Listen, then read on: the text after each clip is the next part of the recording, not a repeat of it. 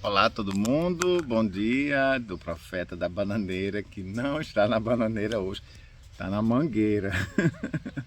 Olha o tamanho da mangueira, minha gente, pelas caridades. Bom, ano novo, vida novo, né? Agora ver se aumenta a produção, porque esse final de ano foi bem parado assim.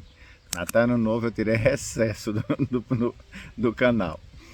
Mas enfim, eu estava conversando com uma amiga minha outro dia e ela dizendo assim, aquela coisa que Deus tarda, mas não falha.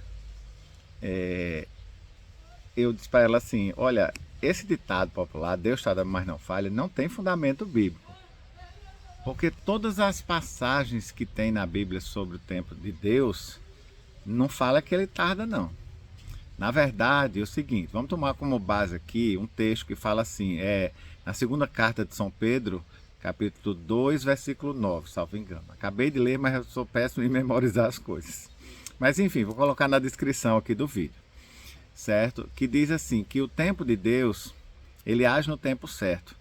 E não retarda a promessa dele. Aquilo que ele prometeu, vou fazer isso, vou fazer aquilo, seja para cumprir de forma a castigar alguém, porque Deus castiga, né? Quem ama castiga.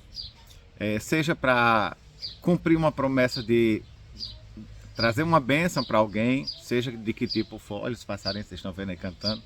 Essa é a maravilha de poder morar aqui no interior, que a gente sempre tem passarinho para todo canto. Enfim, mas aí o versículo diz assim, que Deus às vezes ele retarda o cumprimento da promessa dele, mas porque ele espera que os homens se arrependam, para que nenhum se perca. Então, quando alguma pessoa, a gente vê assim, e ela, essa minha amiga, disse assim, se referindo a muita gente má que faz muita coisa ruim contra as pessoas. Aí, isso assim, espere que o seu tempo vai chegar. E às vezes chega mais rápido do que o que a gente pensa. Às vezes chega, a gente acha assim, tem um costume de dizer assim, vaso ruim não quebra, né? Porque se fosse da nossa vontade, gente ruim morria todo dia. Aí porque um cara pegou, bateu numa criança, matou, não sei o que, lá, fez miséria para nossa vontade, e no mesmo dia a pessoa morria. Só que a nossa vontade de julgar e executar a pena é muito grande, porque a gente sempre pensa nas maldades que os outros fazem. E a gente quer que Deus cumpra de imediato, como se ele fosse nosso, como é que eu posso, nosso carrasco, né? A gente mandasse, ele executasse a pena. A gente não pensa, às vezes, nas nossas próprias maldades. Que para Deus não tem maldadona ou maldadinha, pecadão ou pecadinho. Existem tantas coisas que a gente faz no dia a dia, às vezes até em pecado de omissão. Às vezes a gente vê um irmão necessitado, você pode e você não faz nada por ele. É um pecado. É o pecado da omissão, do não fazer. Então, se a gente fosse entrar nessa tabela aí, nessa régua de punição, a gente também deveria ser punido de imediato. Porque se a gente pede punição para os outros, é porque para o nosso conceito a punição tem que ser sempre de imediato, né? Então, é bom a gente pensar, começar a pensar um pouquinho diferente, que se a gente mede todo mundo pela régua da punição imediata, nós também deveríamos ser punidos imediatamente por qualquer coisa de ruim que fizéssemos. Porque o nosso conceito moral é tão alto, tão elevado, que, nossa, eu sou tão bom, sou tão puro diante de Deus, então se você cometer alguma coisa, também deveria ser punido de imediato, né?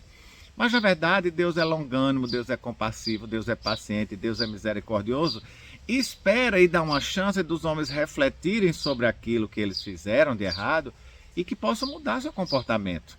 Até porque, vamos pensar assim, se tudo fosse pecado, punição de imediato, que aprendizado a gente poderia tirar dos nossos próprios erros, inclusive dos erros dos outros. Porque assim, é bom a gente acertar com os nossos erros, né? A partir dos nossos erros a gente corrigir e não errar mais.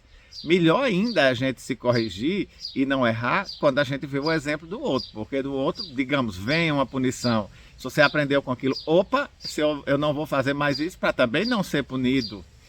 Então assim, Deus tarda? Não, Deus não tarda. Deus vem na hora certa. Inclusive porque é o seguinte, a contagem de tempo como nós imaginamos agora, o tempo cronos, a palavra chamada cronos. Hoje só tem 24 horas, após as 24 horas já vem o amanhã. Quando chega amanhã já é hoje. O amanhã sempre se transforma no hoje. E então assim, a gente conta o tempo linearmente, anos para trás, anos para frente, minutos para trás, minutos para frente. Einstein já disse que o tempo é relativo, tudo é relativo quando ele criou a teoria da relatividade, inclusive possibilitando a gente a imaginar viagens no tempo, indo para o futuro e voltando para o passado. Ora, se um homem conseguir imaginar isso, imagine Deus que criou o tempo. Então, para Deus, e a Bíblia tem vários versículos, pelo menos 2 versículos sobre isso, 1000 anos para Deus é como se fosse o dia de ontem. Tudo acontece dentro do tempo determinado. Para Deus não existe o tempo cronos, existe o tempo kairos. Preste atenção nessa palavra, que é sempre o momento oportuno para todas as coisas. A gente devia se ligar mais nesse conceito, sabe? Porque assim, quando a gente pensa no tempo oportuno, era uma coisa até para a gente pensar assim, gente, vamos supor, eu tenho uma filha, eu quero pensar em dar uma coisa para ela, mas hoje talvez não seja o momento mais oportuno, porque eu espero ensinar ela a ser grata primeiro, para depois quando eu der aquilo, ela saber agradecer. Tem coisas que assim, você enche uma pessoa de mimos, coisas assim, sem dar o tempo da pessoa processar, sem dar o tempo da pessoa apreciar aquilo.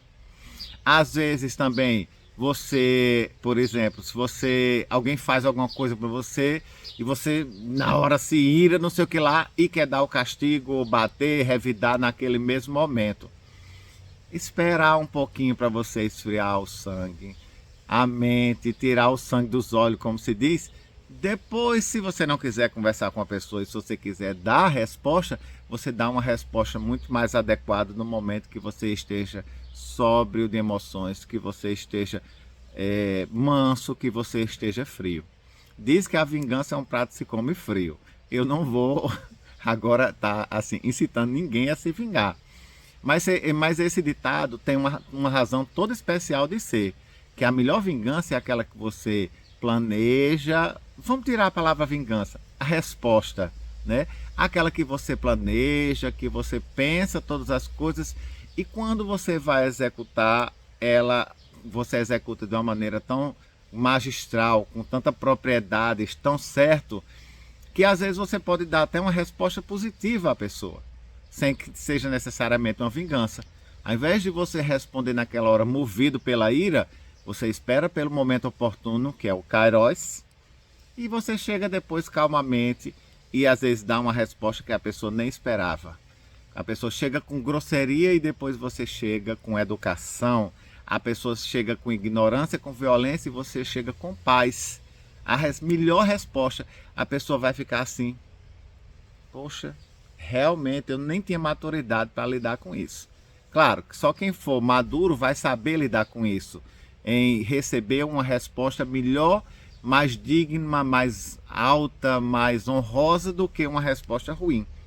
Então assim, o tempo kairos é sempre o melhor, porque é quando as coisas acontecem porque elas têm que acontecer, porque Deus determinou que é naquele momento que tem que acontecer. Então Deus nunca tarda, tempo cronos. Deus sempre chega na hora certa, tempo kairos. Vamos esperar sempre pelo momento oportuno das coisas, porque é a melhor forma de se viver. Nunca se desesperar querendo antecipar o amanhã para hoje, ou também querer protelar demais. Também existe esse outro lado da moeda. Você esperar demais, às vezes a coisa não tem mais efeito, não tem mais sentido. Então tudo é o tempo certo para todas as coisas. Vamos desmistificar e vamos negar e vamos esclarecer esse ditado que diz que Deus tarda, mas não falha. Deus nunca tarda, nem nunca falha. Deus só faz a coisa certa, no tempo certo, dando sempre a oportunidade para nós aprendermos, nós nos corrigirmos e nos tornarmos pessoas melhores. Quando chega o tempo maduro, a Bíblia diz que Jesus veio, encarnou, né? Aqui, despiu-se da condição de Deus e tornou-se homem na plenitude dos tempos, ou seja, quando tudo estava corroborando, quando tudo estava pronto para ele vir, ele veio. Se ele tivesse vindo 100 anos antes ou 100 anos depois, talvez não fosse a plenitude dos tempos. A plenitude dos tempos é que aquilo que tinha que aconteceu naquela hora exata e surtiu o efeito, e tá aí, tornou-se quem é Jesus, né? O homem mais conhecido de toda a história, Filho de Deus. E tudo mais que ele fez é a obra que ele deixou. Se não fosse no tempo certo, era Deus? Era. Mas para Deus tudo tem, inclusive o tempo certo, até o tempo de mandar o seu filho aqui na terra para morrer por nós. Vamos pensar isso então no tempo Kairos? E eu agora quase rimei, não foi? Bom dia a todos.